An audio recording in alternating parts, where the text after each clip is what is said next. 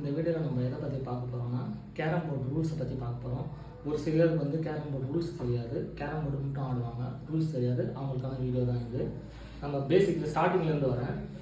Starting stroke அடிக்கும்போது வந்து இந்த மாதிரி இந்த பாலை தாண்டி இந்த காயின்ஸ் வரக்கூடாது. கரெக்டாக உள்ளே நம்ம செட் பண்ணிட்டு தான் ஸ்ட்ரோக் அடிக்கணும். ஒரு சிலர் வந்து இந்த மாதிரி ப்ரெஸ் பண்ணக்கூடாது அப்படின்னு சொல்லுவாங்க. அதெல்லாம் ஒன்றுமே இல்லை, இன்டர்நேஷ்னல்லையே ப்ரெஸ் பண்ணிட்டு தான் ஆடுவாங்க. நெக்ஸ்ட்டு வந்து நம்ம வந்து டோர்னமெண்ட்டில் ஆடும்போது வந்து ரெஃப்ரி கிட்ட கேட்காம நம்ம ஸ்ட்ரோக் அடித்தாலே அது ஒரு ஃபவுல் கணக்கு தான் வரும்.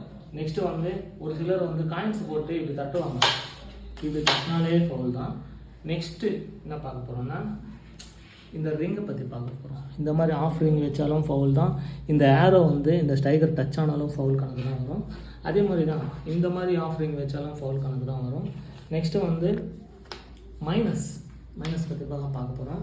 மைனஸ் டோர்னமெண்ட்டில் நீங்கள் ஆப்போசிட் பிளேயருக்கு வந்து மைனஸ் விழுந்துச்சுன்னா ஸ்ட்ரைக்கர் வந்து கரெக்டாக இங்கே வச்சுட்டு இங்கேருந்து செட் பண்ணிக்கோங்க காயின்ஸ் கரெக்டாக இதே வச்சுக்கலாம். காயின்ஸ் வைக்கும்போது ஷேக் பண்ணாதீங்க. அதே மாதிரி காயின்ஸ் வைக்கும்போது வந்து இன்னொரு காயின்ஸை வந்து இந்த மாதிரி டச் ஆகக்கூடாது, டச் ஆனாலும் ஃபவுல் தான். அதே மாதிரி பவுட்ரு சைடில் வந்து பவுட்ரு இருக்குன்ட்டு இந்த பவுட்ரு துடைக்கிறது அந்த மாதிரி பண்ணக்கூடாது. நெக்ஸ்ட் என்ன பார்க்க போகிறோம்னா மைனஸ் தான் ஒரு சில பேருக்கு வந்து நிறைய டவுட்டு. இப்போ வந்து இந்த ஸ்ட்ரைக்கரோட சேர்த்து வந்து மைனஸ் இப்படி விழுந்துச்சுன்னா ஒரு வேளை விழுந்துச்சுன்னா ஸ்ட்ரைக்கரோட சேர்த்து விழுந்துச்சுன்னா அப்போ வந்து அவங்களுக்கு என்ன காயினோ இந்த காயினும் சரி இதுவும் சரி 2 காயினும் வைக்கிற மாதிரி வரும்.